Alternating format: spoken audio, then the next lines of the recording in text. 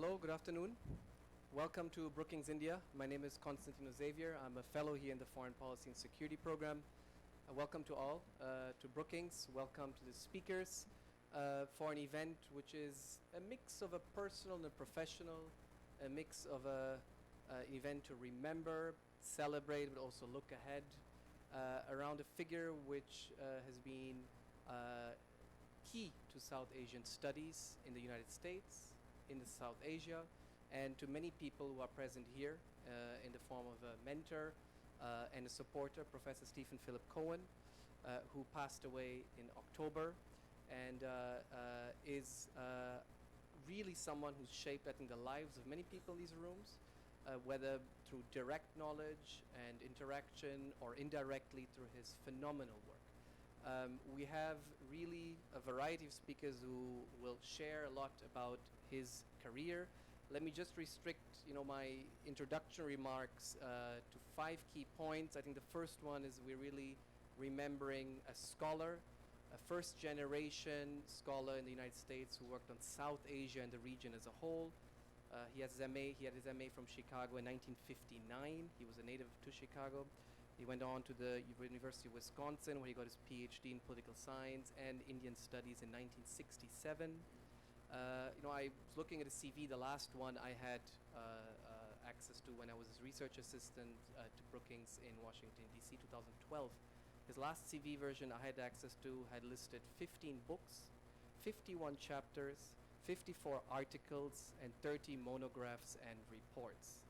Second, I think Professor Cohen left a legacy of interdisciplinarity. He's done work in political science, IR, security studies, but also anthropology and sociology, for example, disaster management, conflict studies in South Asia.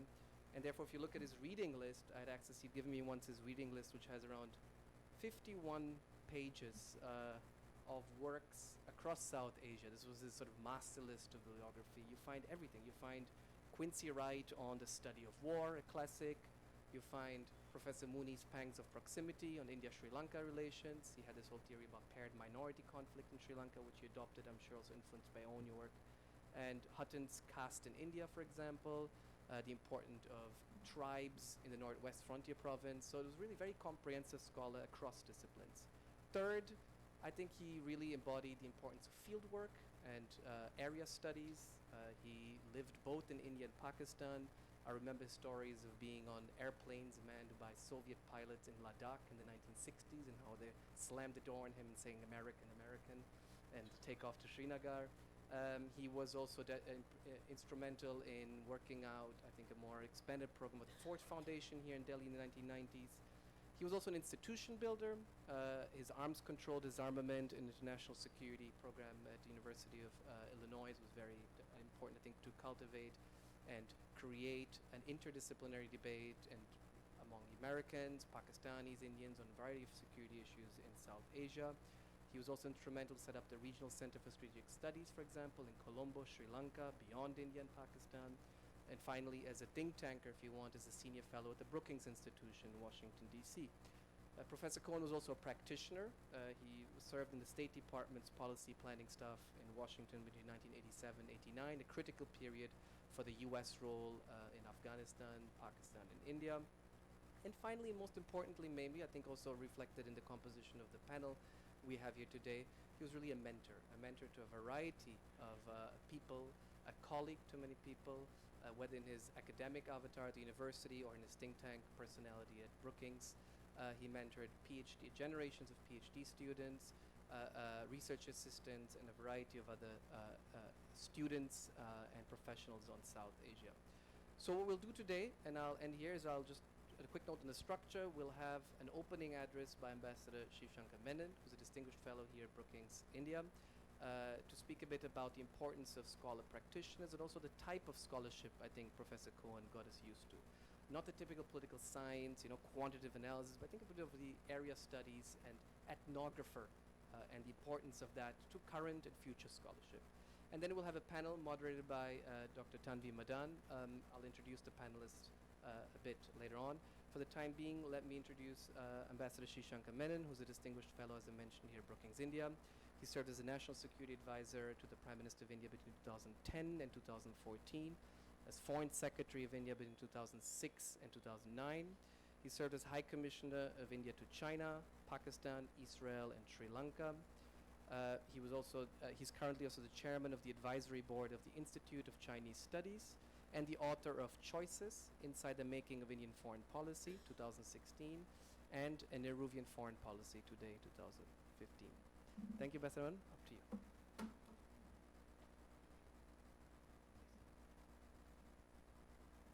Thank you, Tino. Thank you very much for that introduction.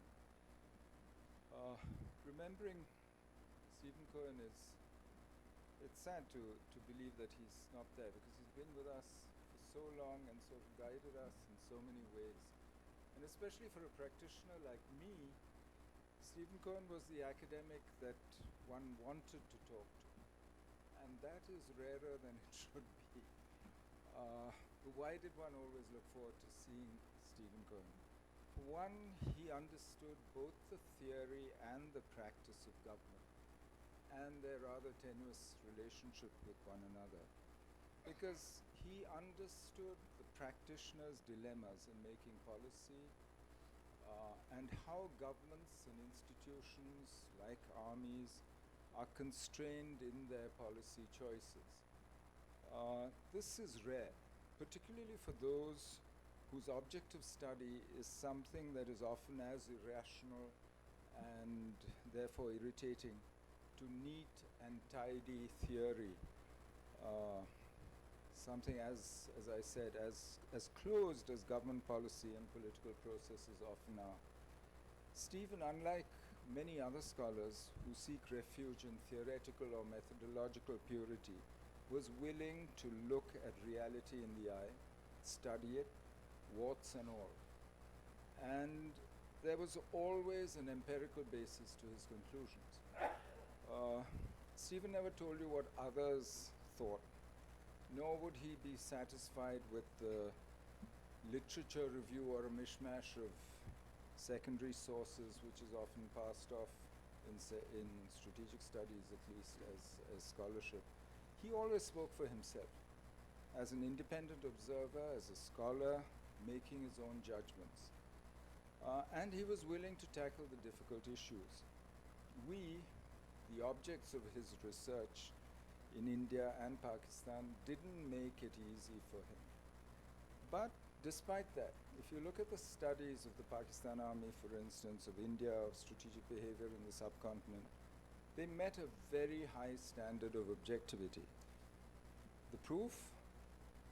They made their subjects unhappy, but not unhappy enough to contradict his facts, to argue with his conclusions perhaps, but that he welcomed. He was quite happy if you did that. And he would be the first to say that that is your right, to argue with my conclusions, and while he would calmly and rationally defend his point of view. And he was also, and this is again rare, open to persuasion. I mean, like, as Keynes said, you know, when the facts change, I change my mind. What do you do? But Stephen was also open to persuasion. He was ready, and his thinking did evolve over time, and I'm sure that the panel will later speak to this. For me, he is an example of what an engaged scholar public policy should aim at. Firm grounding in theory, alongside an equally firm understanding of reality, and an ability to see the connections between the two. But I would like also to make another point. Many of you have heard me venting before on my bugbear. Why I think it's sad and counterproductive that liberal arts or humanities call themselves social sciences and try to imitate the pure sciences in method and presentation, because there's a reason why history, politics, geography, psychology, economics are liberal arts and humanities. They deal with people and their behavior in all their glorious variety, with all the vagaries and the unpredictability that involves. Social science, to me, is an oxymoron. But by trying to ape the sciences, such as data-driven political science, for instance, which is basically politics. We are in the humanities losing touch with reality, but more important, we're losing our audience and therefore diminishing our impact. Which brings me back to Stephen. What explains the extraordinary impact that his work and his thinking had, even though he could never be accused of following academic fashion or of studying topics that had grabbed the headlines? Thinking back on his life, I thought of how decent he was, of how he did not let disappointment color his outlook, and of the great number of students and scholars he mentored and helped. And I realized something that should have been clear to me earlier. Unlike the pure sciences, for a scholar in the humanities, to be good at what he or she does and to have impact, some human qualities are essential. Empathy, an ability to see others' points of view, and an understanding of how humans act and feel. And these were what Stephen always brought to the table. He will be truly missed. Thank you.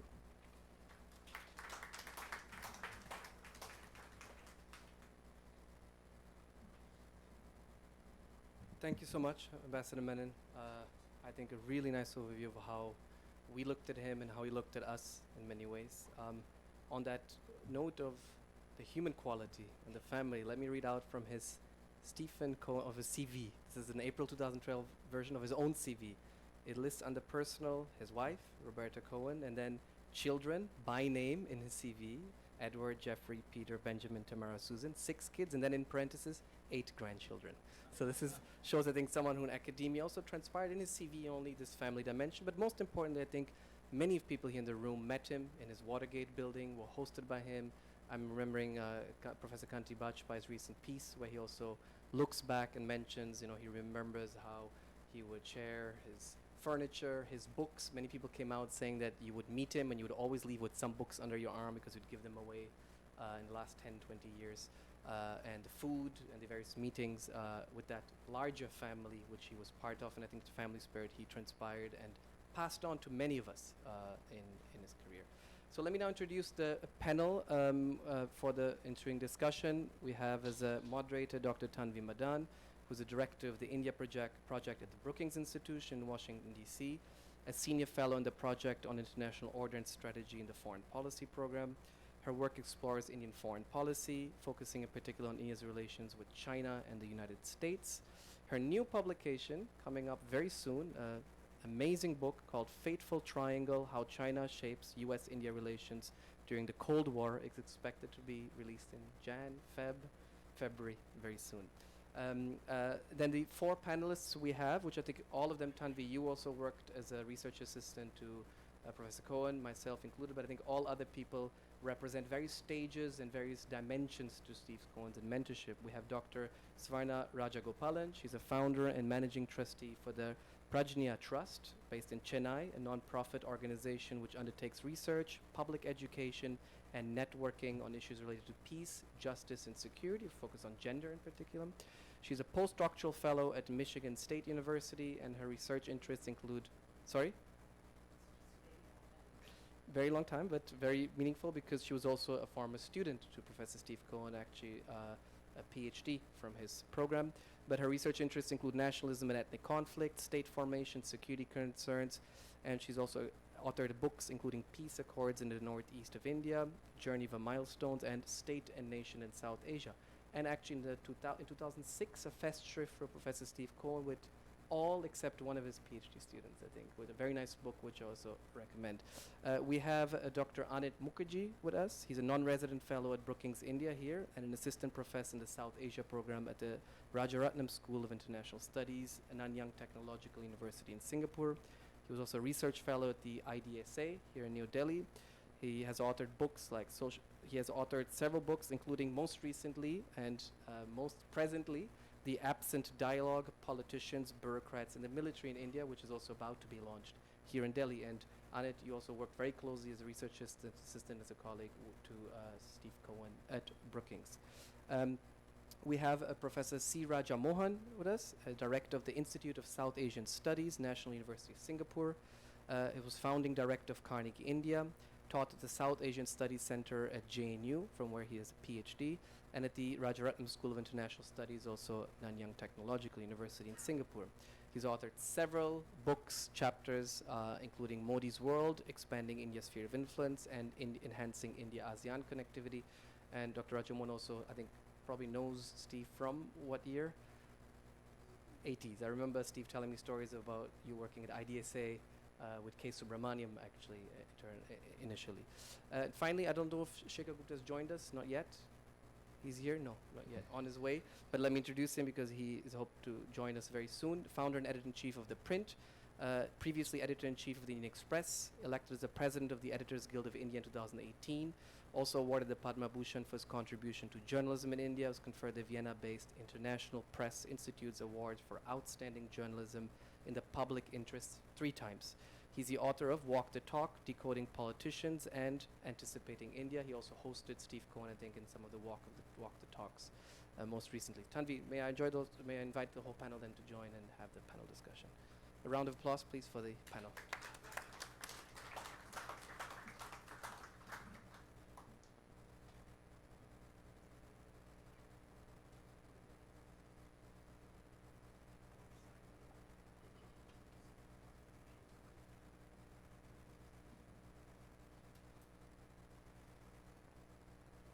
Thank you all for joining us. Just so you know, we are also recording this so that Steve's family who are all around the US can see this either live or later. They're going to be doing a memorial service in Washington this Saturday. But I know the family, and particularly his wife Bobby, who many of us know, would like to kind of hear your thoughts, but also the thoughts of the panel, and of course Ambassador Menon. People on this panel knew Steve, as Tino said, in different roles at different times. And what we're going to do is talk a little bit about how we knew him as a person, but also as a scholar, as a mentor, as a colleague, in my case, at one point a boss as well, and talk about his contribution to the fields that various of us work in, but also the way ahead, because Steve is always thinking about what lies ahead, hence his interest in policy as well. And he did think that you could have an impact, but he didn't spend a lot of time, as people do these days, kind of trying to theorize about it, but he would just do. I knew Steve, actually, I was a grand student of Steve. He loved that term. Before I ever worked with him, I was a grand student thanks to Swarna, who I took a class with her, and that's how you became a grand student of Steve, because you studied with one of his students. And I think this is something that you do realize over time with somebody like Steve Cohen, just kind of the gurukul, as I like to call it, that he created over time. And he was a guru in a true sense of the word, but not just that, as I said, a mentor, a scholar, also kind of a very proud family man, and would bring you into his family as well. And so you did get to know him in that aspect. Some of the people who have written about also how he enjoyed kind of life, drove fast cars. He used to have a bright red car that would kind of come in, but also just in general enjoyed talking about politics, explained how he understood Indian politics because he understood Chicago politics. I then worked with him as a research assistant. I always joked that I was foisted upon him because I was hired by somebody else, and they said when I joined, could you also, maybe help Steve Cohen out? And here I was saying, "Ooh, Steve Cohen, this is really exciting." And I met with him, and I kind of apologized, saying I'm being foisted upon you. But he never made me feel that way, and the rest, as they say, is history. And I always say, as much as I'm not quite a social scientist, but do think about, rationalism, that there is something to be said about fate. So with that, I'm going to ask kind of each of our panelists how they knew Steve, how long they knew, in what capacity. We'll maybe start with Swarna, because he was proudest of his students. Swarna, how did you know Steve, for how long, in what capacity? I think a lot of us who follow international relations in this region from the time we're in school and college first knew of him through bylines or interviews, or actually pejorative allusions, Steve Cohen and people like Americans like that. So when I applied to the University of Illinois, I didn't think I would get in, and then, and this is something my family can never forget because of other reasons, but on March 2nd, 1992, I got this call out of the blue. Everyone had gone to bed and the phone rang, and I answered, and he said, "I'm Steve Cohen, is that Swarna Rajagopal, and I'm calling to offer you a fellowship." You know, it could have been a prank call, and you know, I didn't write any notes for this. This is just, so in a sense, in that most magical sense, some of us are lucky enough that we meet teachers who change our lives. And I met several, and he was one of them, and that was a moment where many things changed for me, because I think the hallmark of having Steve as a teacher for me, and I actually still call him Professor Cohen. Professor Cohen as a teacher was actually the confidence that he reposed in students. There were 3 gifts that he gave very generously. He was a very secure person, so he set you free. You could follow your instinct, follow your questions, follow your theories, and there were never any rules about what was the appropriate subject for your research or the appropriate way to do it. The second was just generosity. With, I think everyone's talked about food and time, but just a generosity of spirit, I think, that allowed him to come in somewhere and point to you in the middle of a speech and say, "My student is sitting there." We've all been students, so you know what that does for someone who is still trying to build a sense of professional self-esteem. And I think also this, that he was a Renaissance person. You know, he would, everything was interesting to him. They would, middle of my dissertation, would come in and say, "You know, you should really be studying the history of rickshaws." And if, okay, but I want to discuss my literature review on ethnicity. And the sense of play that went along with everything, every conversation you had, he was extremely, deathly serious about his work. And that comes through in the quality that you talk about. But the fact that you don't have to take yourself seriously and be pompous and imagine that there is only one way to do things, these are gifts that, and I'm not really talking about how I knew him, I know, but in a sense, as I think about him, and you know, we're here remembering him, which is something one does every day with teachers, I think some of the things that stand out for me are really these qualities.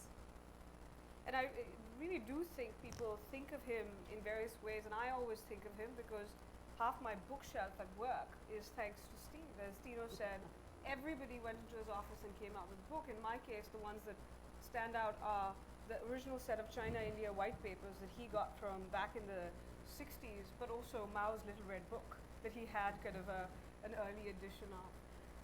Raja, you've known him for a number of years as well, in a different capacity than Swarna, but also have talked about him as a mentor as well. Tell us a little bit about your thoughts about Steve, how you knew him, any memories as Swarna just shared. So we used to, I used to be in IDSA in the early 80s, and he used to be a regular visitor. And in IDSA in the 80s, we used to specialize in demolishing who of the American who walked into the building, and that was the, and as a fresh grad PhD from JNU, and the sense of knowing everything in the world, what is right. So we really had a fairly adversarial relationship, because the issues that were beginning to come into play, whether it is on the Kashmir question or India-Pakistan, nuclear proliferation, clearly the bugbears of which, some of them are still are, on which we used to have a lot of arguments. And one of his articles, I think, which was created a lot of controversy at the time, the road to NPT, that is for India, lies through Srinagar. So now you could imagine, what the reaction was in India at the time. And many of us, really contested that argument. But that argument, he was also reflecting a reality of the policy-making system, because it just come out of the State Department policy planning. The prospect of India-Pakistan acquiring nuclear weapons and the return of the insurgency militancy in Kashmir led to this grand theory of the world's most dangerous nuclear flashpoint. That became the animating spirit of US policy for a long, long time. And I think that became actually a fairly contested thing. So through the 90s, we had a very contested relationship. But when I went to Washington in the early 90s as the Washington correspondent for the Hindu, then I traveled to Illinois where he was. I discovered a completely different side of him, which is really that he was, his empathy for the region as a whole, for India, for Pakistan, and his generosity to his students. I mean, it was like they opened their home and heart for whoever Indians who showed up in Illinois, the deep cornfields of Illinois. I mean, that he was there as a generous, someone who was willing to support and give all kinds of help. And later, when he came into Brookings, when I got to know him a lot better, we used to meet him quite often in Seema Sirohi's house. The Seema is right here. But that got a fuller personality of his. And by the time, I think we also evolved, I think, Indian discourse from being very, suspicious of America to one of actually engaging the Americans. And I think there, whenever he used to greet me later in the 2000s, I mean, so he was surprised that actually there could be anyone who could argue the case in India for a India-US strategic partnership. Because it's almost treason at the time, as anybody who argued that was in serious trouble. So he used to always say, you belong to the America lobby now. So that is actually, for him, he was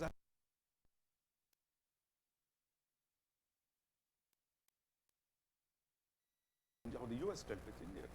Because for the US, there was no way out of the Kashmir as the biggest flashpoint. Well, Bush actually separated the two.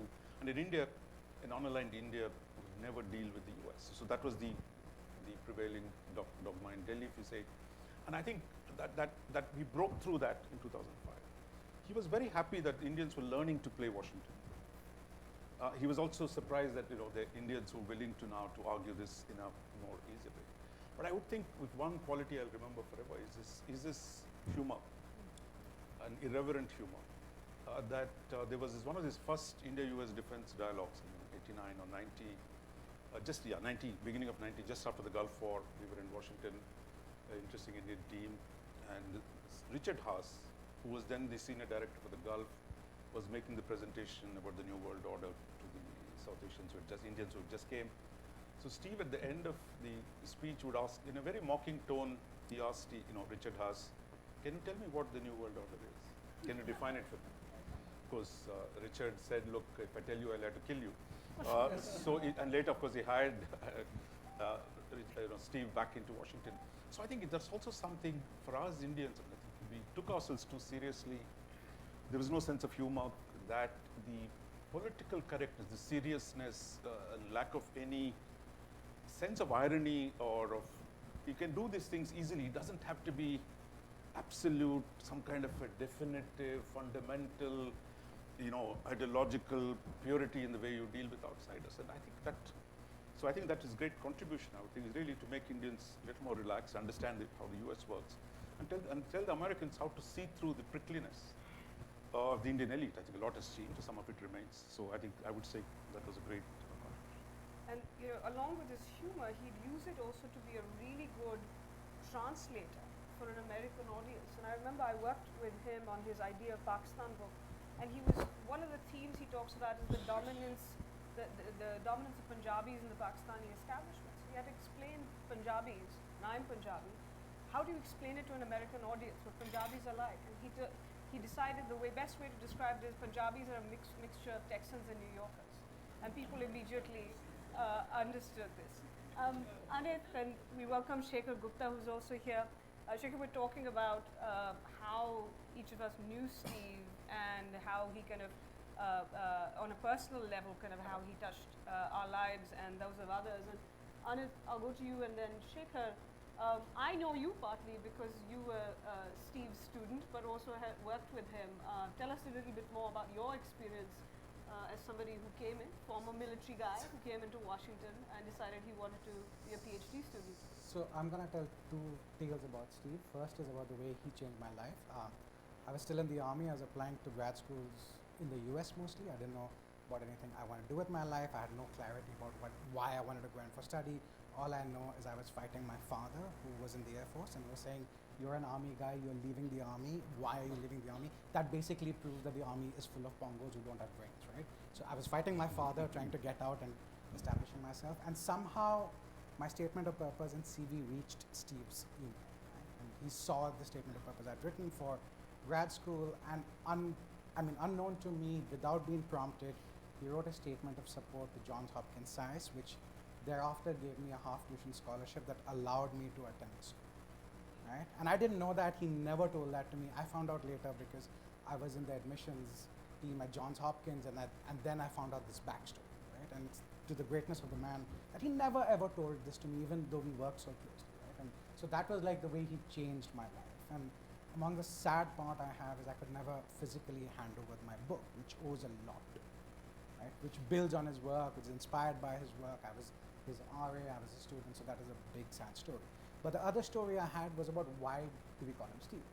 And I worked for him at the Brookings as an RA, and very initially on, I was ex-Indian Army, I was like, sir, this, sir, that, sir, this, sir, that. He's like, no, call me Steve. Obviously, I can't say that, right? No, sir, yes, sir, no, sir. And then he said, if you don't call me Steve, I'll throw a paperweight at you, right? So obviously, under threat, under duress, even though I thought I was brave, I started calling him Steve. And after a couple of weeks or months, I got the insight of why he insisted that I call him Steve. Because when he was doing his book, I could contradict him and say, Steve, I think you're wrong. Steve, I think you have got this incorrect. And he used to ask me for that feedback, right? And I could do that if I said, Steve, right? Steve, I think you're totally missing the point over here. I think you need to emphasize this or underemphasize this. And the insight I got was, if you add the sir, as soon as you add either prefix or at the end of the sentence, it's very hard to say you're wrong. What does that mean for Indian military culture? I would leave that unsaid, right? I'm not going to bring that up over here. But the other thing I want to talk about was Steve's intellectual institutional building, right? I mean, at ACDIS at Urbana-Champaign, he had a hand in building up the careers of most of the strategic experts. He housed them at Urbana-Champaign at a time when Indian America had not transformed its relationship. So if it's Arun Singh, Kanti Bajpai, Rajesh Basru, you talk about the galaxy of strategic studies experts that we have all across the world today.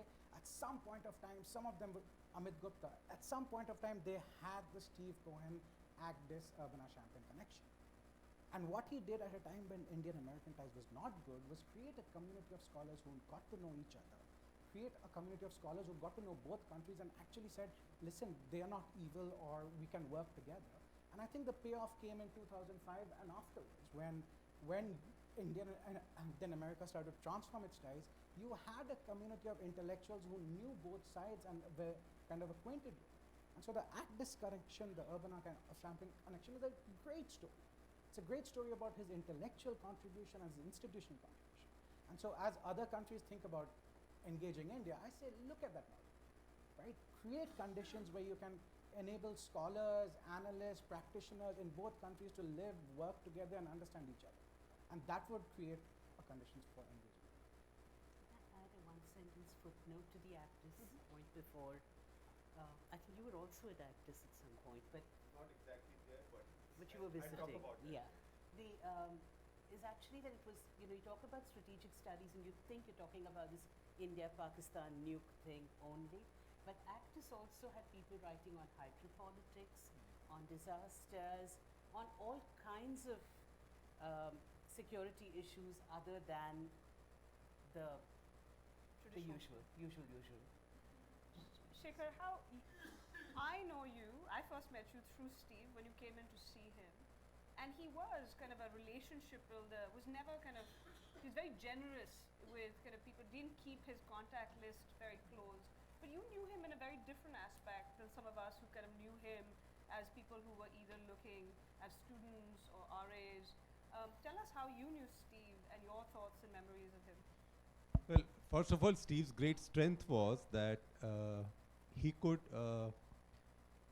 get you to defect to his side from journalism to academia. So he could pretend that he was your teacher and you could pretend that you were a student. Now, I was never really his student, right? But I can still go around pretending he was my teacher because he reached out. I think the biggest difference he made to the larger debate was that he made the debate mainstream.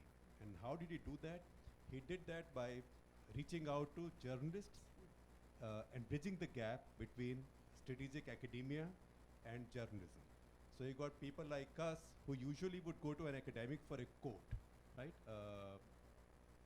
And he would catch hold of people like Raja, who he knew had a mind of their own, but needed a larger platform and a larger audience. So he brought the two together. And the very fact that Raja came and worked at the Express for quite some time was in a way indirectly connected to, if I had not known Steve, I would not have known Raja so well. I met Raja in Washington when I had some affiliation with Steve and Actis, but I wasn't Actis. I had got the Inlax Journalism Award that year, and he said, oh, you got this award, $10,000. Where will you spend it? Come to the US, and I'll give you some more money. So that's how it happened. And he just let me do whatever. And he never checked with us, people like us, what our degrees were.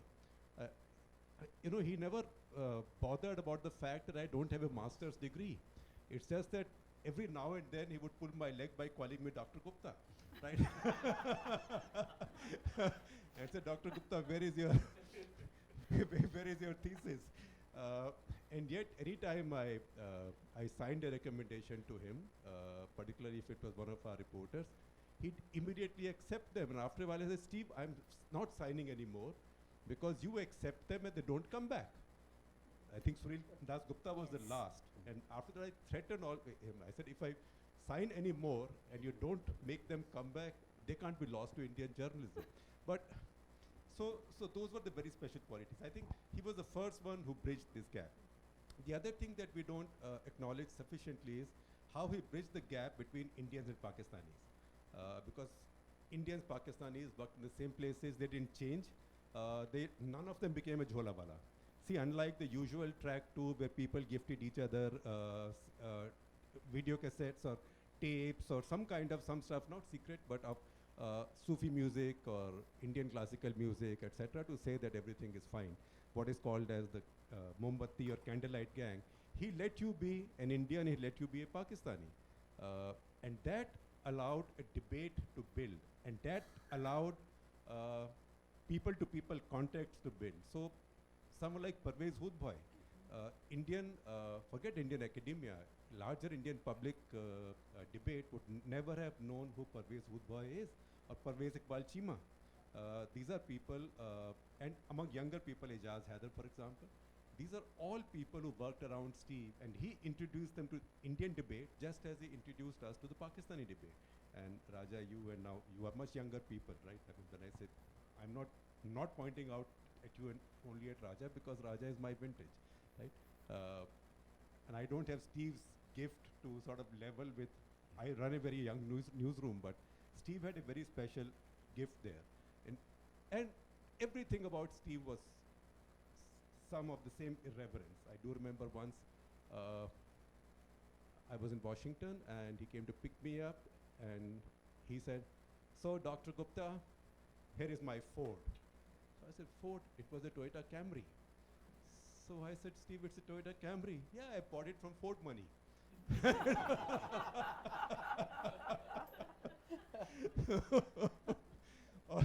When he was resident at Ford in Delhi, I'd gone to have lunch with him, and we were walking across IISc to have lunch.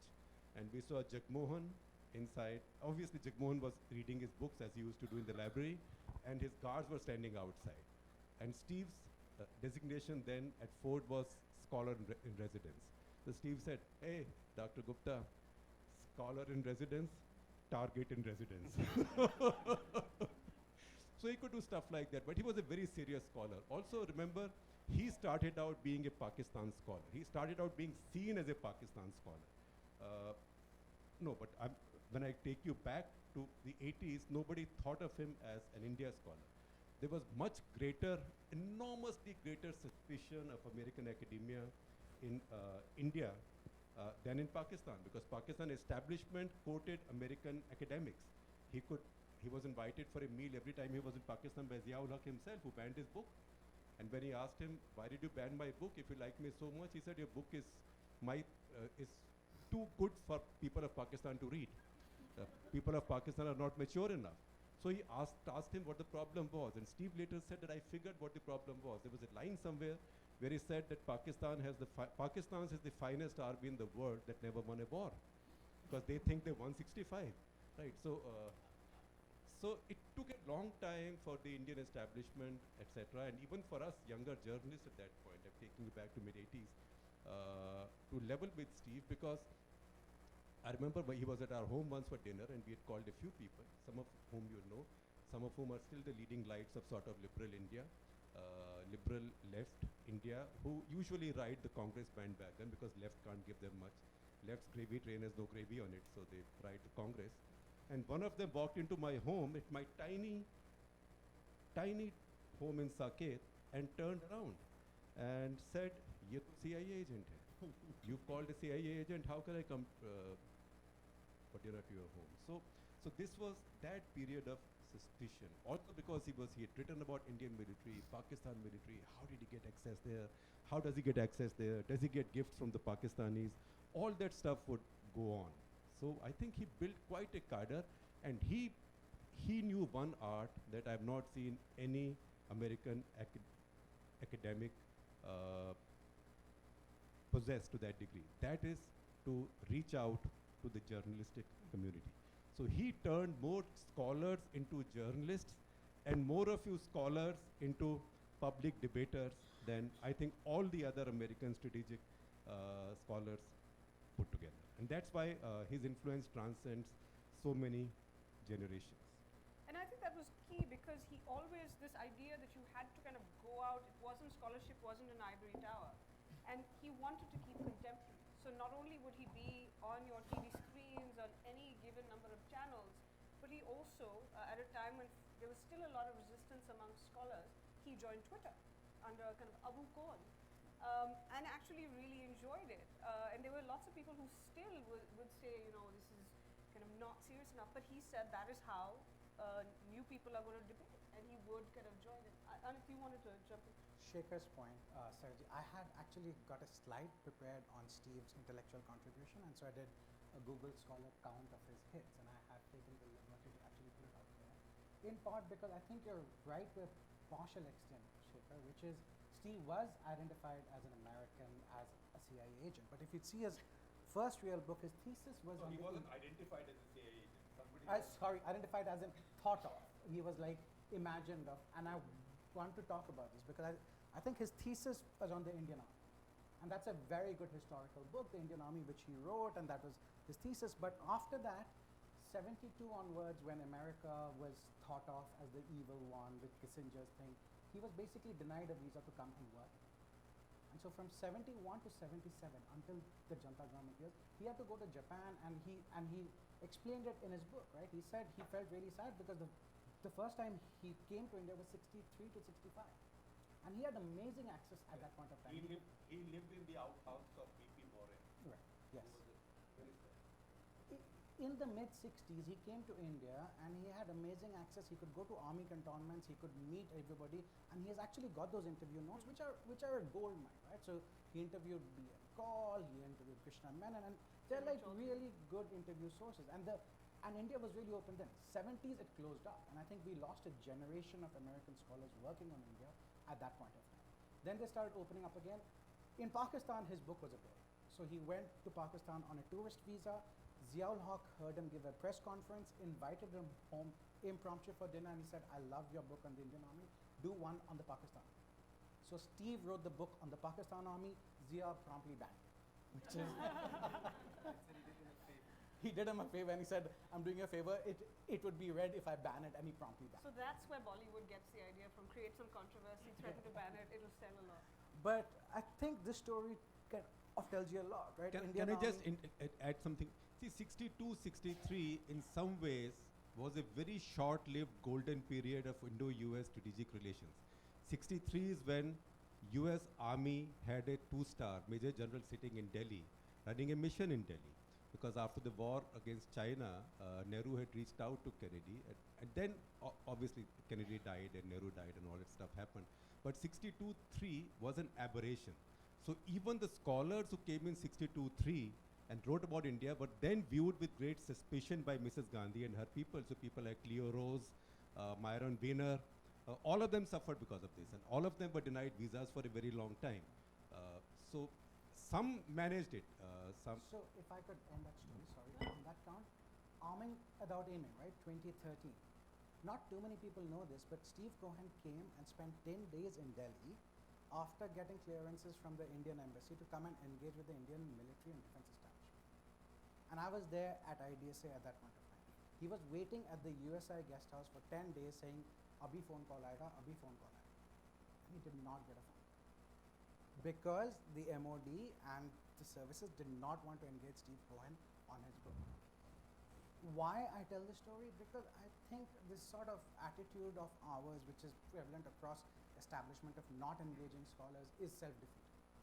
You are losing a wonderful opportunity not just to engage people who shape opinions, but also to actually get the real story out. And it continued till 2011, right? And I think it will still continue to this day.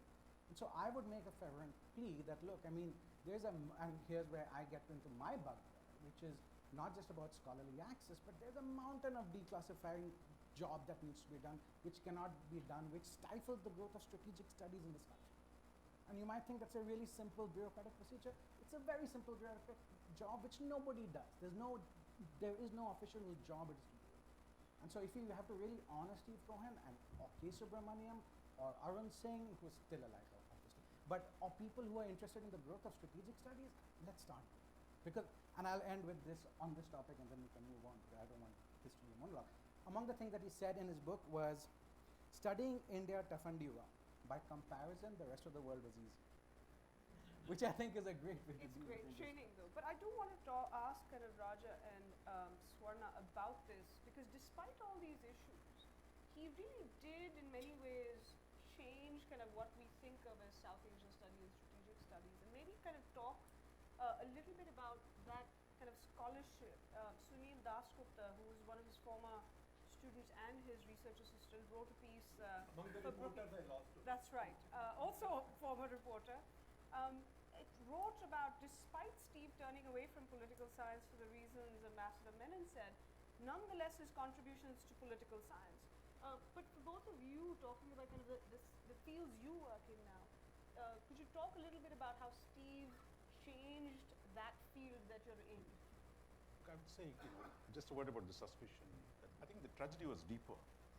Steve himself was a product of the 40s and 50s, when India studies flowered in the United States.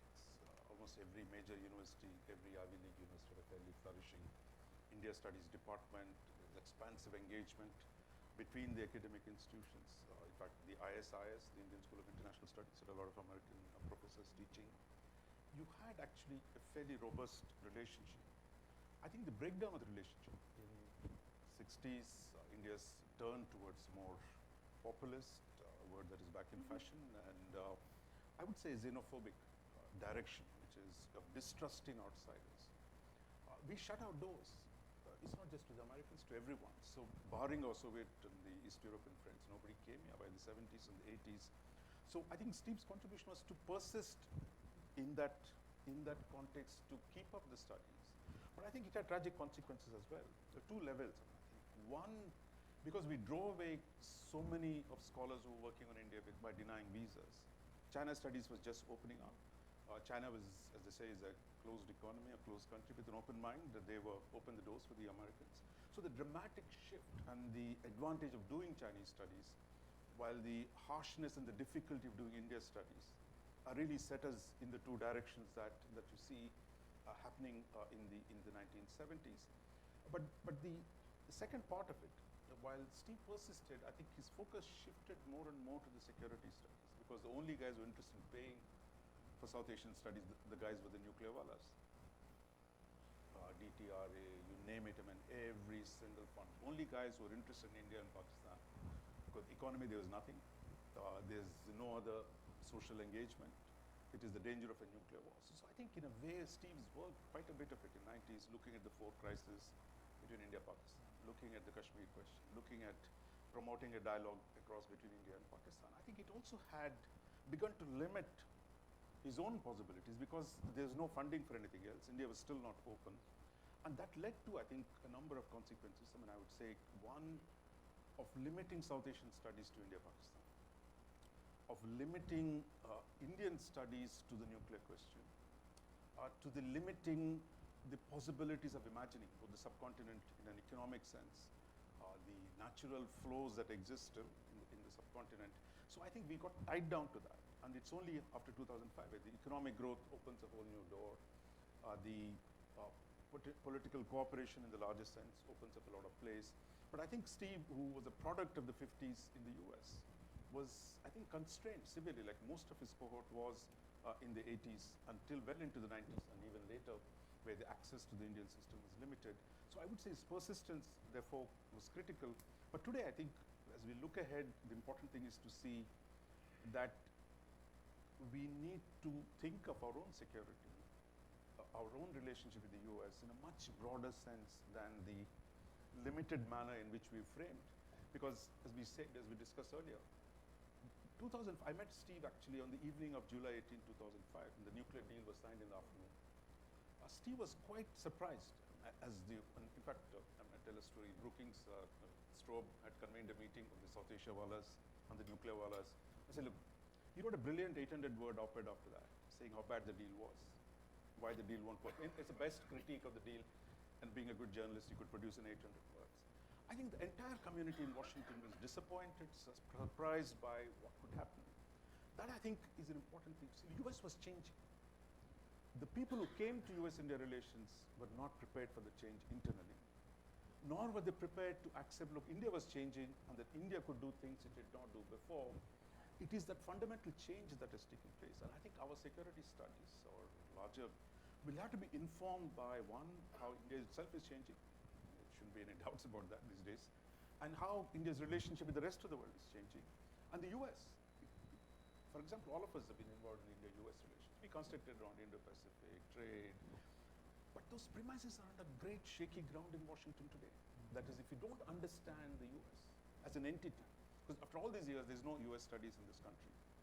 Forget American studying us properly. We have no 5 million Indians perhaps, but no center to study the United States. And I think unless we see what a messy, complex mechanism that the US is, our ability to deal with it is going to be, again, constrained by slogans or by potential problems that might arise on trade, on immigration, on the range of issues.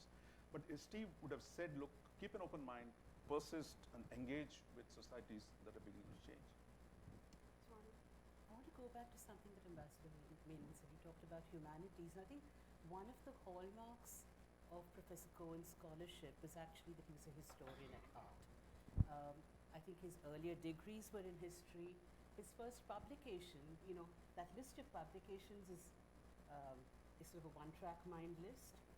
But his first publication was on ruler-priest relations in Indian literature. And then he went on in the 70s. He was in Andhra at the time of the cyclone. He did a book with his graduate student, which is one of the earliest books on disaster studies.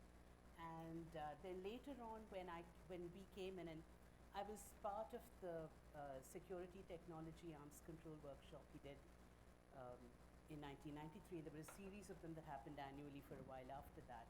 So then there was a set that began in 96 in Kandy. So, and I happened to be part of both, but at the very first one, it was centered around nuclear issues. It was essentially about non-proliferation. And there were Indians, Pakistanis, Chinese. There was one person from Nepal and one from Sri Lanka.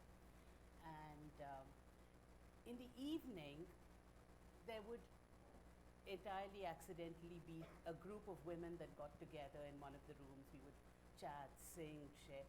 And one of the themes that we would come back to was that nothing that was being said in the day was reminiscent or remotely resembled our own everyday realities.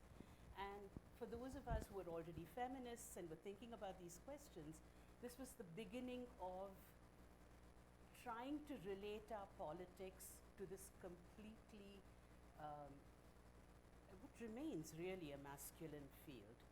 The boys talking about the boys, talking about the boys, talking about men, machines that the boys make. And we would moving from that, I began to write about this, and we put together a panel, just a bunch of graduate students in '96 at a Midwest conference that Steve agreed to chair. Now, you would think about Steve Cohen and you think about all these boys talking about boys' things, but he had the openness of mind and heart and politics to understand that there was something substantial that we were talking about here that needed to be given the support of a senior scholar. You know, he took it seriously, he read what we wrote, he quoted what we wrote, and there was enormously important to us at Actors. As I said, there were projects on hydropolitics, there were projects on energy security, long before security studies began to take cognizance of them in a sort of mainstream way. And I think that to discuss his academic contributions without looking at these other dimensions that he actively encouraged, that these were not things he put up with from maverick graduate students out of an act of kindness. He was genuinely engaged. If I wrote about the Ramayana, he really wanted to know about it. If we wrote about feminist critiques, he really wanted to read. He had one very important test, though, that everybody except Aristotle failed. He would say, what is the shelf life of this work? We'd get hooked on something contemporary and hip, and say, you know, this is such an important new work, and he would listen. What is the shelf life of this work? Will it last as long as Aristotle's Politics? And that's quite the bar to meet, right? It is. But it is. It is. I mean, on that subject, I think it is very kind of one of the things that struck me, especially having gone from India, where you didn't disagree with your bosses, and you were supposed to kind of say yes, you question professors, is that you could disagree with him on this question. You know, I didn't want to. I mean, one thing I said is I don't want to work on India-Pakistan. There's too much work on that, and I would disagree that that's what, and he was okay with that. But also, I remember the book that I have was my Once Upon a Time, my dissertation, and he read it, and it's really about how too much attention has been paid to U.S. India Pakistan. We should look at U.S. India China. He reads the whole book and he says, "There's not enough Pakistan in it." And I said, "Steve, that's the point." And he was very open about it, and it didn't really, I think, and that's, I think, a lesson moving forward for those of us who now have mentees, which is it is okay to disagree and encourage difference and disagreement and healthy kind of argument, which he was always up for. Shekhar, one of the things in the kind of the spirit of Steve, and I'm going to ask each one of you, is as we look ahead, because he used to look ahead, what's next? You know, is it, yes, history, looking back, the importance of that, but what's next, and are there lessons that we can learn from his work or the way he kind of approached life or scholarship or working with others that you would take away and you would say we need to kind of think about the way ahead, the Steve way? One about his own adaptability, you know, how he adapted to the changing situations in India, because 60s was a tough decade in India. I am a child of the 60s, so 4 wars, 5 separatist movements, death of Nehru, death of Shastri, famines, PL 480. 60s was a very tough decade. So for an American academic to write, a pre-60s academic to write that out and to bounce right back needed a lot of resilience. And he evolved over time from being a pure political scientist. He moved towards militaries and then strategic issues and then foreign policy issues. So that was his progression. The other thing personally and professionally that I saw about him was he was like, we say in cricket, somebody plays fast bowling with a lot of time. Say watch Rohit Sharma playing now. Lot of time, means a Mamul Haq. So he always seemed to have a lot of time. So one, he was very large-hearted. He never said no to a call or to meet anybody or to read something that you sent to him. But he always finished all his work. He always had more output and more efficiency than any of us. So it tells you that he was a brilliant manager of time. And what you said about disagreeing with you, I never worked as a scholar where I might have to agree or disagree with him. But I did find that he never meddled with anybody's views, except occasionally to challenge something to let you finesse it further. not to make you change it. So I think a lot of the teachers, mentors, they have a problem that when they argue with people who are junior to them or younger than them, they come across as bullies. Or at least people who work with them feel, they get the vibes that this is a bully, and then they pull back. With him, there was no need to do any of that. Thanks, great question. I think the history of his intellectual contribution needs to be written. I completely agree with your answer, Anna, that was just focused on books and security, but he's done a vast. So I didn't even go down the route of journal articles, but I think it's 50 plus journal articles and everything from caste in the Indian Army, and he acknowledges that's a field that he wanted to look at, but because of data and access he couldn't do it. So perhaps that's one project that somebody who has time to do a PhD would look at, which is, you know, the intellectual biography of. Don't mention that paper now, The Untouchable Soldier, because if you did, it will be banned forthwith.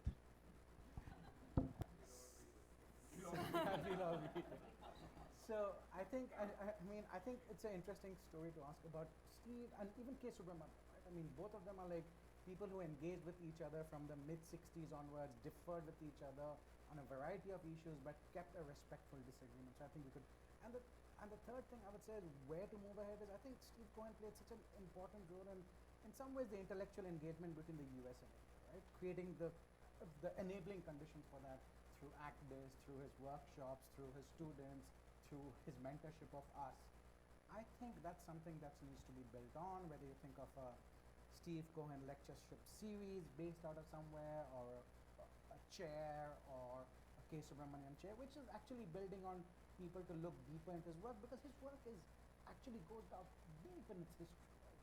And I think people look at his, you know, India book or his Pakistan book, but his work is much, much deeper on the anthropology cyclone, for instance. It's very rich, it's really amazing, that needs serious scholarly attention. Three quick thoughts on that. I think one of the tragic legacies of the last 25 years is that, no disrespect for all of you who studied with Steve, all the Indian grad students who went to the US ended up studying India, South Asia, India, Pakistan. No. I can't think of, not many, maybe No, you are there. not all. Yeah. Not many who actually studied the US. That one of That's the true. tragedies that's happened is because they were interested because of nuclear issue, and we ended up actually focusing on it so much that we didn't really, even today, I think there is very little investment in understanding the US. Well, you go back to Soviet Union or today China, the number of institutes devoted to the study of the US and the US engagement is so I think we need to do more. And I think, and given the importance of this area, for us, we need to invest a lot more. And that's where I think that the Brookings or Carnegie or a whole lot of institutions that have come up, we're still not doing enough of understanding the US. And there's a danger. We need to break out of the Beltway in a way to see how a changing US will affect the world and affect us.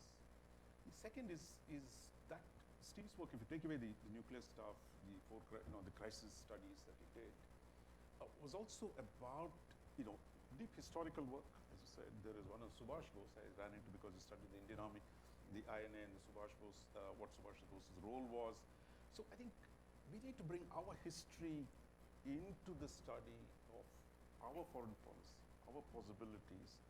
There, I think there's been too much political science, as I agree with Dr. Menon, and too little historical sensibility. For example, in Afghanistan, you can use the American model and arguments. If you don't understand the Pashtun question and how it has evolved over the last 100 years, in which India was deeply involved, I don't think we'll get the dynamics of Afghanistan.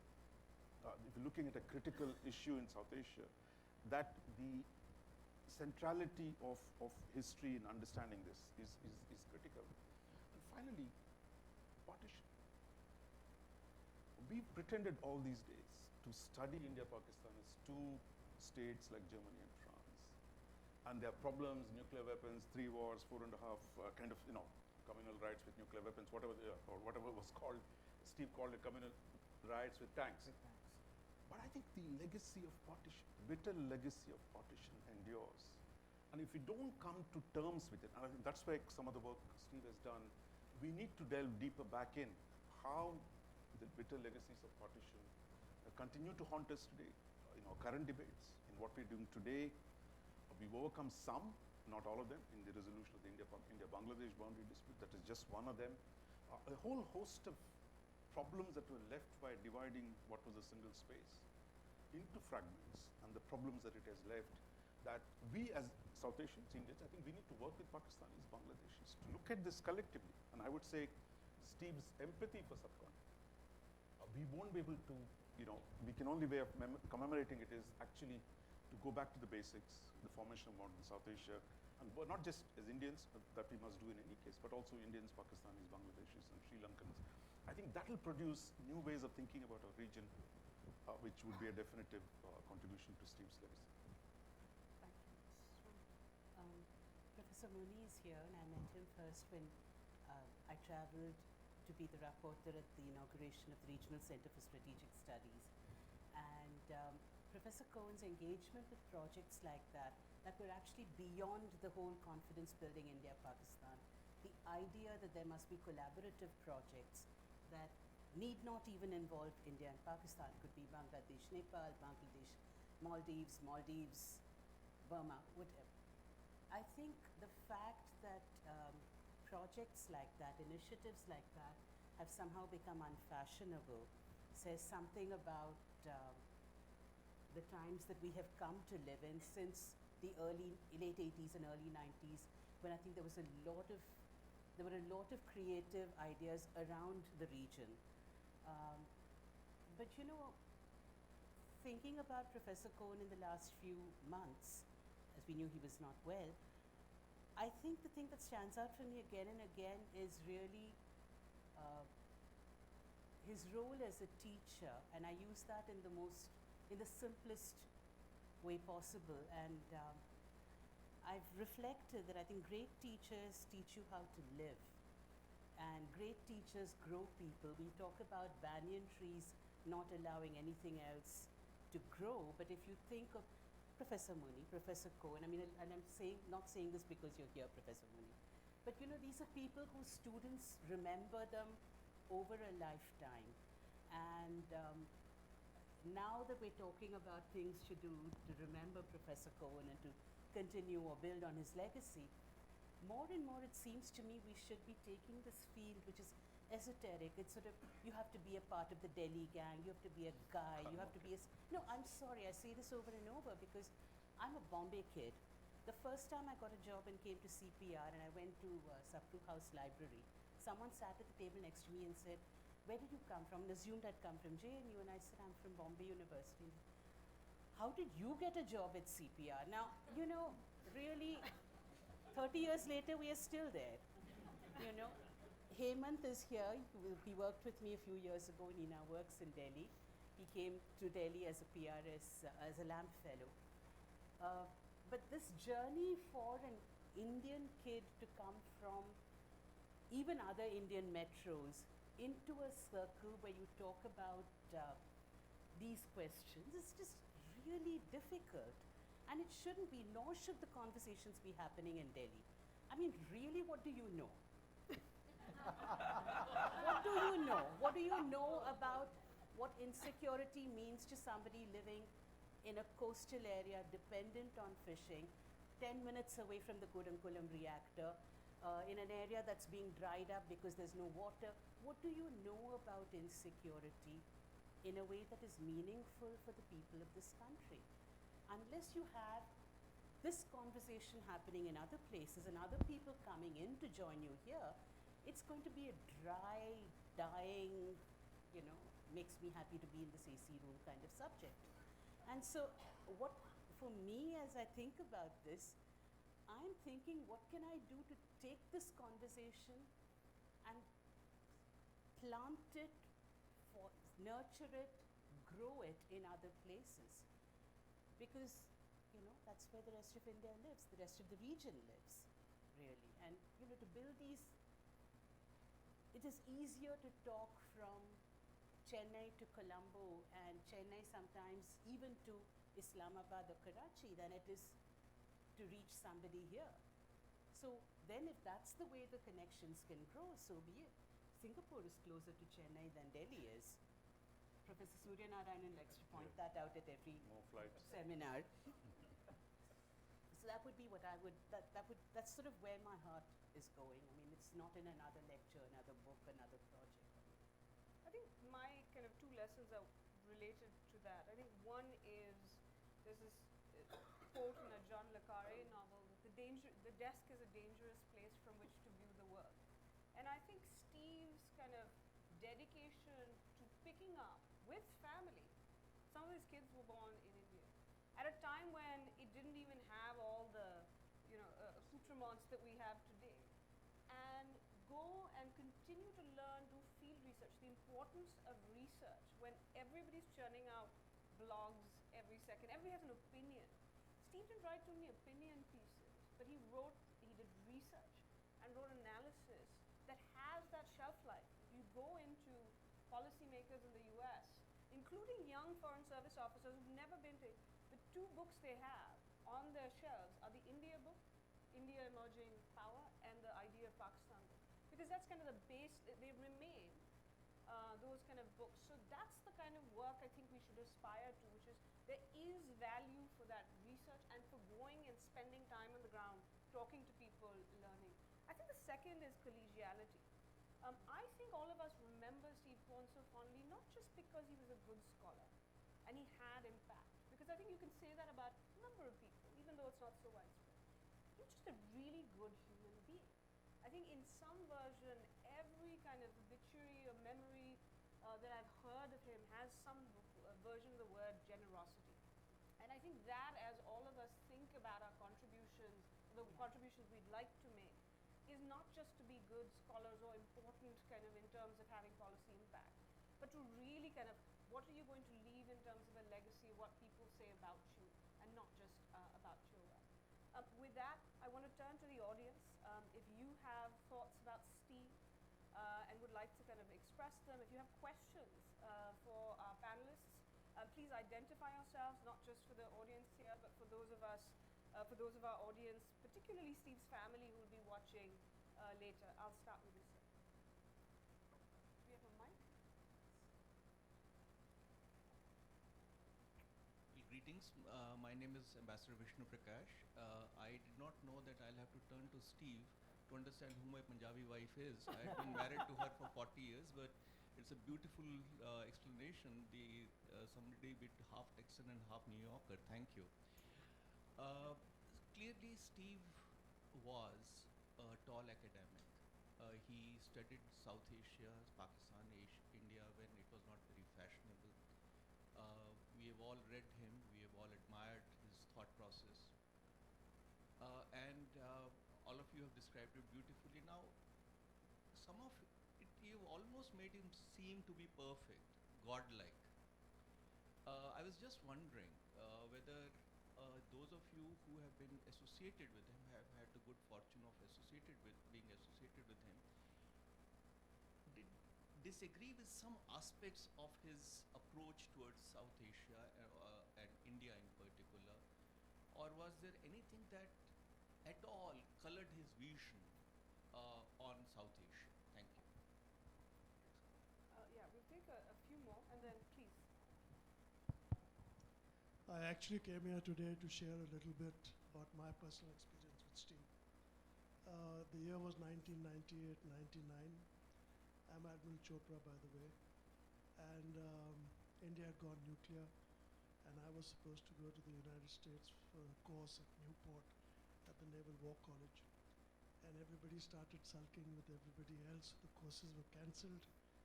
But then everyone realized that there was no military presence in the US. And I was sent as a senior fellow to the Atlantic Council for a year. And I got to know Steve then because he used to sit in Brookings just next door. And he taught a course in Georgetown, I think, at that point.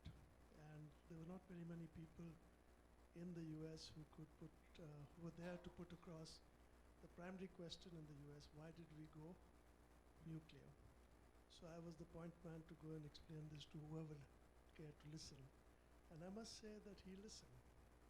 And there's much that has been said about Steve, all of which I agree with.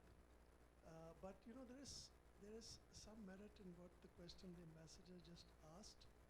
And perhaps because of his experience of India in the early days, which were tough. But at some point when we were trying to explain the nuclear rationale, he seemed to be a little irritated and frustrated at the sort of explanations which were being then given by us, at least officially. And then when I got to know him a little better and started giving him my personal sort of slant on it, I think he became the sort of person that all of you are talking about. But I was enriched with that little bit of interaction in the States at the turn of the millennium, and I thought I'll come here and just say that today. Thank you. Please.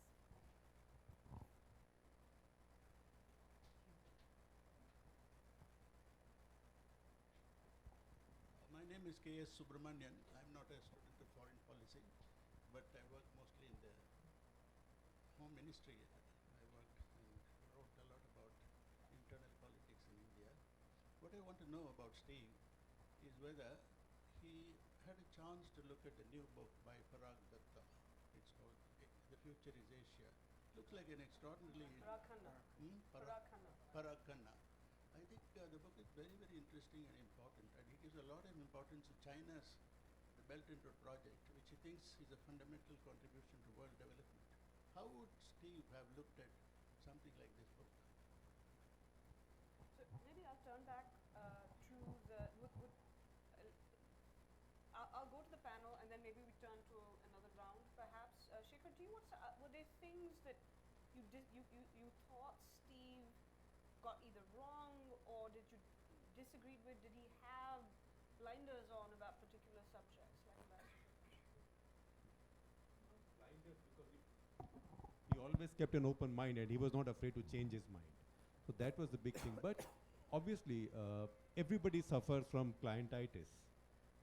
So there was a time when he was very closely involved with Pakistan. I think he had a view of Pakistani military and Pakistani way of running its strategic system, which he found very efficient and very effective compared to the Indian way.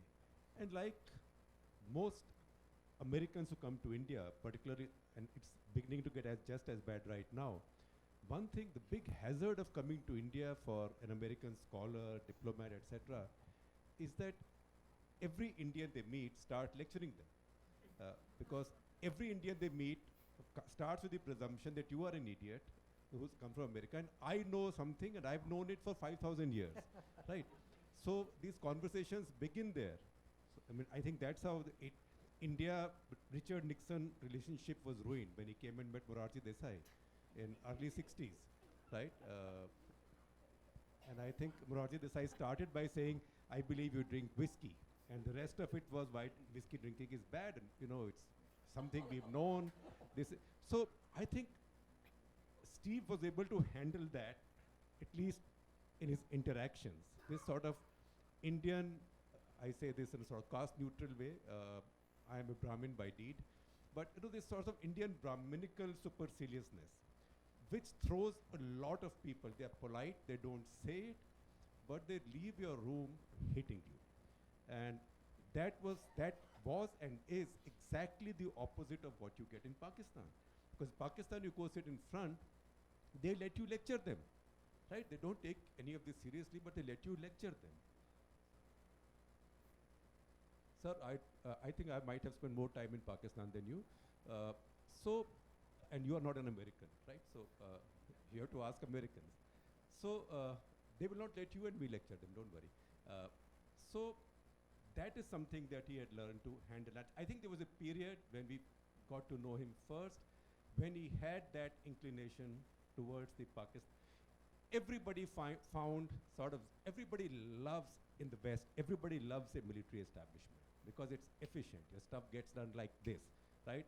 You're coming in, somebody receives you at the airport, somebody checks you in, somebody makes sure there are 2 orderlies waiting outside, right? Yes, sir, no, sir.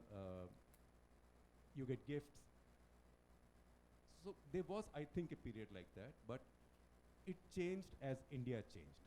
Also, really, India made a lot of the scholars very hostile by not letting them come in. And some of them felt that India only let a few come in who were either friends of the Gandhi family, Mrs. Gandhi herself, or people who wrote flattering stuff about India. So I think, but he was quite fleet-footed to make changes and adjustments in those times. And I think Admiral Chopra said that he was at that point irritated about the nuclear thing, but he made his peace much faster than many others did. So. Raja, you've actually, and General Barry, we'll come to you, but Raja, you've written about this in terms of where you thought Steve could have seen things differently but didn't. I thought the ambassadors are good at reading in between lines. I started by referring to his article on the road to NPT lies through Srinagar. I thought I went in at some length on the context of the whole framing of South Asia studies in the US, of which Steve was part of it. That how they thought about the region were defined by towards the end, from the 70s, certainly after 74, on the nuclear question, on the Kashmir question, on the India-Pakistan relationship. And that limited, I thought that was the burden of my argument, that limited our engagement. And that Steve's good quality was that he was persisting in studying India, but the fact remains that he was deeply skeptical. As I said, I met him on July 18, 2005, the day the nuclear deal was signed. And he said, look, this is not going to work. But that was the story in Washington. What was the story in Delhi? And people thought we were finished. India sold its foreign policy autonomy. India is giving up its sovereignty. India is going to die by signing a deal which any lawyer would have said is essentially pro-India. But the argument in Delhi at the time, between 2005 to 2008, PM Manmohan Singh had to go to Parliament with a no confidence motion, a confidence motion. Money was being thrown around in the Parliament House. You know all that happened that day. But the fact is, that was your argument. So people here were not willing to believe that the US president can make nice to India. And people were not willing in Beltway in Washington that India could be a friend. That was the context in which Steve and the whole generation, Admiral Chopra, that was when you went there. But the significant thing is that we broke through it. That people like Jaswant Singh, Brijesh Mishra, Ambassador Menon here, Naresh Chandra, a whole lot of people, that there was an America beyond the nuclear non-proliferation group. Naresh Chandra went before the US Congress on May 11th morning, after the first test news was breaking, to get support for a Gandhi statue in front of the US Embassy on Mass Avenue. It got passed. So I think it was our limited vision of seeing US through a very narrow prism of Pakistan, of the nuclear issue, rather than seeing it in the possibilities, unaware of our own history with the Americans, that the nuclear program started with American help. The first Indian reactor was an American one. That you had a whole lot of collaboration with them. But the 70s had frozen our mind completely. And what 2005 did was to break out of that. And I think that transition, I think everybody had problems. It's not just Steve who had a problem with that.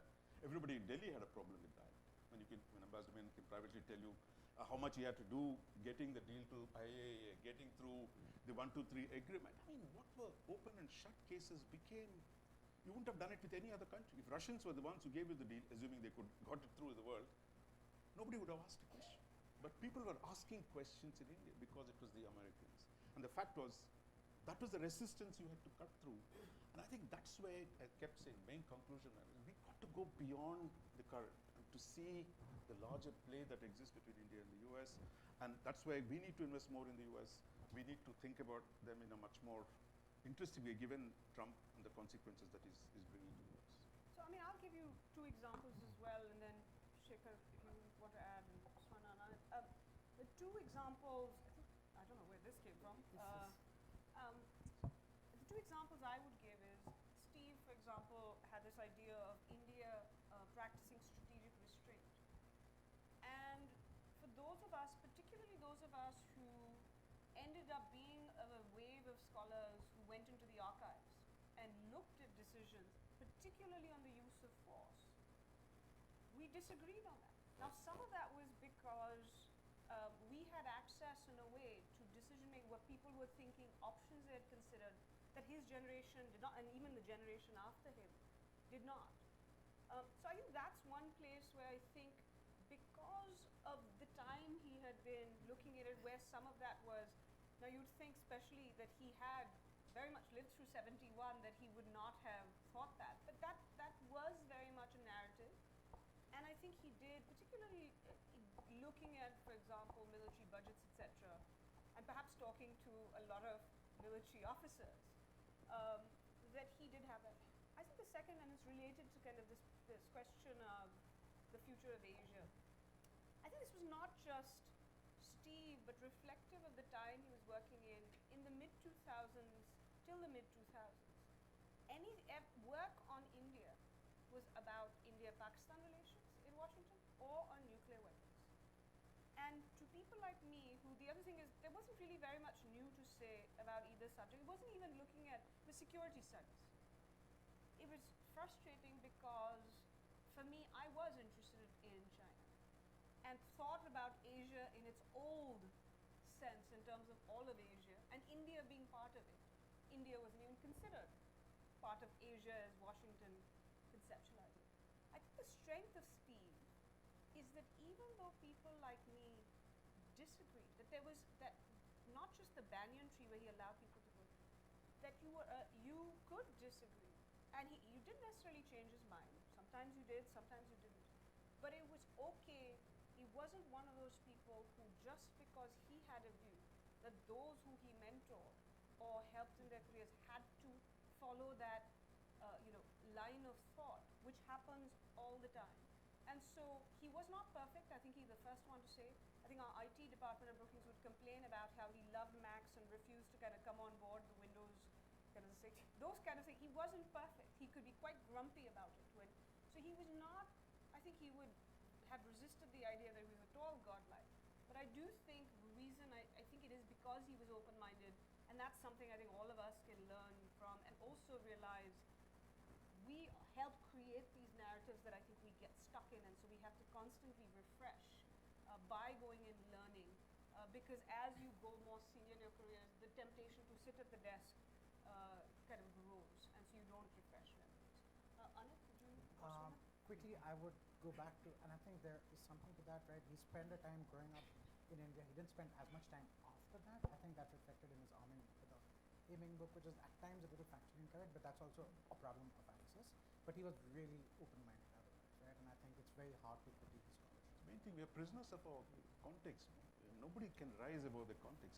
But the question is, within that, are you open to engage and create? That's the only positive thing. Rest is, we all constrained by our circumstances. I'd like to quickly respond to his question. I have the mic. First of all, it's really nice to meet you in person. And I don't think the point is whether it's not about his perfection, it's that we remember him in a particular way, and over the years as we've moved away, in my case from graduate school, we also understand that not all professors and mentors come with this package of security and generosity. So that is partly what we are reflecting today, but in our work, for example, I did my dissertation on national integration, which is unfashionable everywhere until recently. But I did it from the point of view of secessionist communities, closer to Professor Muni's work than Professor Cohen's, but that never stopped him from engaging with things, making opportunities available, introducing me to people, reading, engaging, asking questions. So I think that it's that openness and that willingness to learn, that disagreement then becomes just a place to learn from on both sides. So it's not necessarily a character flaw. Shekhar, and then we'll turn to another round.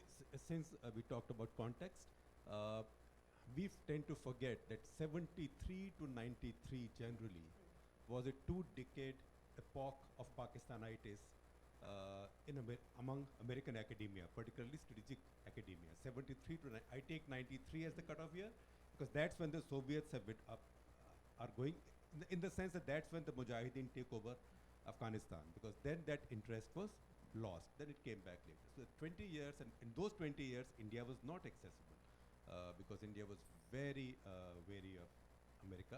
And you can see that reflect under Clinton 1, in Narasimha Rao's early years. He had such a rough time with US administration because both sides were carrying their suspicions. So I think that rubbed off on many of these people. So that's a reality. second thing is that because he was, that's no fault of his, but because he was such a strong personality, and because he was so productive, and he was a better networker than any journalist I've met, right? He could network left, right, center, everywhere, and he'd never forget a face. Because he was such a strong personality, and he built such an army around him, an army of irregulars also like me, that a lot of this scholarship, sort of strategic scholarship, or I would say political science, international affairs scholarship in the subcontinent became very strategically oriented, became very military or strategically oriented. So I'm not saying that because he was such a domineering personality, the rest suffered. I'm just saying that if we had another few Rudolphs or Paul Brasses and others, say in the 80s and 90s and onwards, then we might have had a richer sort of mix of intellect to pick from. And we would find more columnists to pick from. And since he mentioned the nuclear deal, you know, there are 4 junctures in India's political history. 4 junctures where India's left, represented by several JNUites here, India's left and the BJP or Jan Sangh before that have seen enough cause to sink their ideological differences and vote together in parliament. Prakash and Advani. Yeah. So nuclear deal was one of them. They did it shortly afterwards on the on FDI in multi-brand retail. That finished India's political left forever, right? But the fact is that this was such a divisive subject at that point. I don't know. I had just have to tell you how suspicious those days were.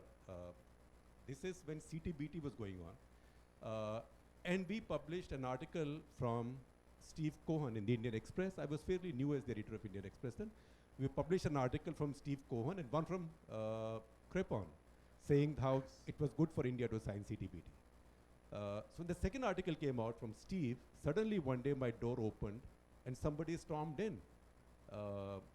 And Express editor's office, Nirmala, you remember, had a big office then, huge wood panel place, very lonely. So he opened the door and he steamed and I said, "How dare you publish the CIA agents in your paper?" AP Venkateshwaran. So, and I hardly knew him. So I said, "You know, you're publishing these people, they are damaging India." So I said, "Sir, you write something, etc., etc." So then something happened. It's a slightly involved story. I'll make it as short as possible. We started getting letters, inland letters, neatly typed, saying that this is anti-national, Steve Cohen is a CIA agent, Michael Crepon is a CIA agent, anybody who publishes them is a CIA agent. Indian Express, American Express. American Express, right? So we got but there was something, reporters are trained to be suspicious. When everything looks similar, you better be suspicious. So all these were inland letters, typed, very neatly done, and some signature that nobody could understand. So I put Ritu Sareen, who's now heading the investigative team, I said, "Ritu, pata karo, ye kahan se aa rahe?" Then we checked, none of those had a clear postmark. Then finally, on about the 10th letter, we found a tiny postmark that said R.K. Puram. So we got to that place in R.K. Puram, we got to the post office, and then we figured that the guys in green shades had an office there. Yeah? No. But I will tell you, then on those letters we found, more letters started coming in with the address, a room in IIT Delhi. So I had an uncle teaching in IIT Delhi, electronics. I said, this says electronics department, a room, who works in this room? So he said, "I'll check next day." So next day I went and checked, it was the machine room of the electronics department. Then we traced it back. These letters were written by an eminent personality from our foreign service establishment. Namely the gentleman who had stormed into my room. So who knew Steve Cohen had, I don't know if Steve knew the story, but who knew he had such impact? I'm going to turn to kind of another round, just one more round of questions and comments. Yeah, I saw Jinman. And then we'll kind of wrap up, just because I know we've already run late, but I want to make sure that people like Chinbalji actually have a chance to contribute their thoughts. Thank you very much indeed. I first met Steve on the 29th of November 1987. And the last time I met him was just a year before he left Washington. I went and met him at his flat in Watergate, and he had his final heart attack, the last one, and then but that he came down and received me at the ground floor, and security in the Watergate, etc., to take him to his flat, and over the period of about 30 years, we've had such intimate discussions around the world on all sorts of issues. We were, as you know, till the Brookings India came into being, Institute of Peace and Conflict Study was a partner institute of the Brookings in India, and we had numerous projects with him. And of course, in that period of 30 years, so many things to remember, think about him, characteristics of his life and his personality, far too many to even recall. But what I think has not come out well enough here is also Steve's ability to bring the Indian and Pakistan scholars together, and his contribution in setting up the RCSS, which I think has been mentioned, Shekhar has also just mentioned, and of course, S.D. Mooney, Professor S.D. Mooney is the founder of that as well, along with Steve. And we must listen to S.D. Mooney. He's, I think, the most authentic voice, at least among the audience, on Steve, and his partner for many years. And that really brought Indians and Pakistanis together and started a period of engagement between Indian scholars, practitioners, and Pakistani scholars and practitioners. And that was a very major contribution in the developments in South Asia. His forethought, his ability to set up that year's fellowship, Ford Fellowship in Delhi, allowed him to do that. And this person, what's the name? Sheldon Kodikara was appointed the first director of the RCSS, and that linkage really lasted. And all the talk that you may talk, all the persons that you mentioned of Pakistan, the products of the RCSS, and Shekhar has been closely involved with that as well, and many of us as well. That is one fascinating aspect of his life, which has not perhaps been highlighted enough. Of course, other than that, there are so many stories to tell, so many things to remember. I think that's enough. It's been a wonderful evening. Professor Mooney, would you like to make a few comments? On public demands, it's gone. Yes. Come, Professor Mooney, you must say something. Right. Yeah. Well, thank you so much. So many things, therefore I didn't want to comment on any of these issues. RCSS incidentally was not established with the intention to bring India-Pakistan together. That's my view. In fact, the initiative is started with Shelton Kodikara and me, and then we went to Steve because funding was not available in the region at all. And first the idea was to set it up in Delhi, but the Delhi had a lot of problems on foreign exchange acceptance from others and all that. That's why we went to Sri Lanka. But his idea was really to build a region and have a strategic view of the region. What happened later on was that, as Raja said very rightly, most of the money came on the nuclear issues. Therefore, in order to sustain RCSS, the funding, Rockefeller Brothers and others, came, and they were only interested in the nuclear issue in South Asia, and that's where Indians and Pakistanis were got together or were brought together in order to see that you maintain the non-proliferation stance and the restrictions which were there. And this is where I should say, Raja, I mean, you have repeatedly been saying that we never thought of the US. I think we were as much a product of the context which operated as Steve was. Steve was also a product of a context in which he worked, and therefore at that time the US agenda being non-proliferation in South Asia, that's what it was being patterned, and that's where a lot of so-called hostility or argumentation between Indians and the Steve really came up. So far as Pakistan is concerned, Shekhar, you are absolutely correct. Zia had a tremendous respect for him. We were in a seminar on South Asia, regional cooperation in Pakistan, in Islamabad. Steve was there, I was there, Ayub was there, Jasjit was there were many others. And Steve had a little cut on his finger, so he had a band-aid here. And in the same night, we had a dinner with Zia-ul Haq, where he gave us his own signed books on Pakistan, the coffee table book. And there he saw this band-aid there. So he went to Steve and asked him, what is this? He said, no, I got a little cut. Next morning at 8 o'clock, my room and Steve's rooms were very close to each other. There was a knock on Steve's room, and a doctor came. And he said, the president has sent the doctor. Huh? Army doctor. Well, whatever. Now, that was his, in a way, if you want to say, half the clout, so far as Pakistani leadership was concerned. There's absolutely no doubt. He's a wonderful human being. I had a lot of disagreements with him. And but again, not on nuclear issues alone, or India-Pakistan alone. He made Anti do his PhD on SARC. And he wrote to me that I'm sending Kanti with his manuscript, please go through it, go and do this. So he had, I think, a regional perspective, but beyond that, the context of American politics, because what he wrote had to sell in America, not in India and Pakistan. And therefore, the India-Pakistan question became very prominent. He visited my home maybe about a dozen times. We had dinner and lunch. And on one occasion, Anuradha is the name of my wife, she cooked a aate ka halwa jo hota hai. And he was thrilled. And he was thrilled because he said, this is something like a halwa in juice which we eat. And that's what the human qualities which were there. I think there are a lot of things one can talk about. I can also go and say where some of the aspects which I wish he had avoided, but some other day.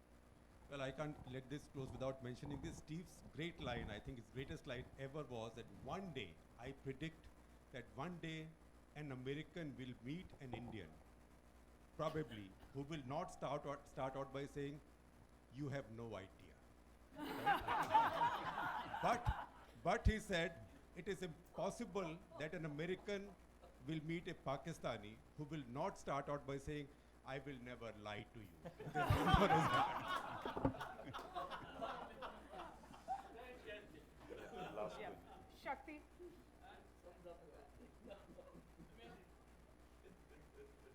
So much has been Shakti said. Sinha. My name is Shakti Sinha. When I went to Washington in January 2000, and soon I met him, quite soon, in fact, very early on, almost the first week, 10 days. And yes, he's a product of his times, and he changed. Very critical about India at that moment. Actually, the word was irritated, I think was the right word to use. So when nuclear thing was there, Kargil had happened. So we told him, no, we're trying to find out what happened. No, your commission will be bunkum, it will produce nothing. From that, within 3-4 years, you could see. So, as a good scholar, I think prepared to change. None of us would ever agree. So we had lots of, few times that I met him, 8, 10 times maybe in all. Lots of disagreements, but it was never that personal kind of a thing. It was always a probing kind of a thing. Like in the book Emerging India, he wrote something which I thought was wrong. He said that Indians are very bad at innovation and adaptation. This is a country of jugaad. So there were obviously limitations, which one should, the fact is, as all of you have said, for 30 years we treated all these guys as worse than spies. We didn't allow them entry. Myron Weiner's such a fine book, trashed by everybody. Why? American writing, telling us what to do. So we did our best to ensure, if despite that they still worked on India, I think that itself showed their commitment to scholarship. So and I think we met also. So he had once asked, he had put us in touch also once. I'm trying to remember. You were then I'm sure we'll remember. Yeah. He had sent me an email that would you like to meet her, etc. And sit down. So I found the few times that I met him, 8 or 10 times, as I said, always a pleasure to interact, especially because we didn't agree. And that's what I think made it so much better. Thank you, Shakti, and thank you to all of you. I think one of the lessons that comes for that is we should encourage people to come and study India and come here, and it'll actually serve our field well, and Indians to study the US as well. And so with that, please join me in thanking the panel. And do let us know if you'd like to reach out to Steve's family and we can put you in touch. Thank you so much. And thank you to Ambassador Menon as well. Thank you for putting this together. I think Tino is going to say some final words. Thanks only very quickly. I think first, really to Steve, the scholar, the mentor, the colleague, a note of thanks to him and his family. I remember his signature in every email at the time I was RA to him. The signature of his email would say, information is not the same as knowledge, and speed is not the same as progress. I think in these days of accelerated information and speed, I think that's a note of caution as we proceed in our own intellectual and scholarly endeavors. Second, we're a bit worried, can we get his old friends, his old colleagues into the room? Can we get many people? It's so nice to see so many young people here, and so many young people who came and reached out to us interested in this body of scholarship, and I think that speaks to the shelf life of his work and the continuity of his ideas and his approach to knowledge. Third, a note of thanks to his family. I think we've all benefited from his family, from Bobby, his 6 kids, his innumerous grandkids these days, and Ed, one of his sons, who sent us a lot of these lovely pictures you've seen of his career. We have many more. Fourth, thanks to our team, which put this together. We have a larger foreign policy team. Nidhi Varma's put up this nice PowerPoint presentation. Nitik and I are worked behind the scenes to make this all happen. And in many ways, we, on this larger regional aspect, we're trying to promote a lot of that research. The Samband initiative we just created speaks about connectivity in the region.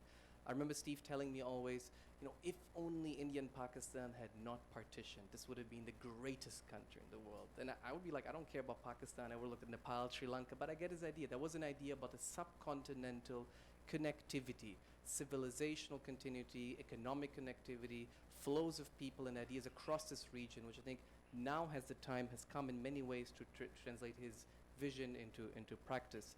And we're doing it in Parliament. Who's doing it?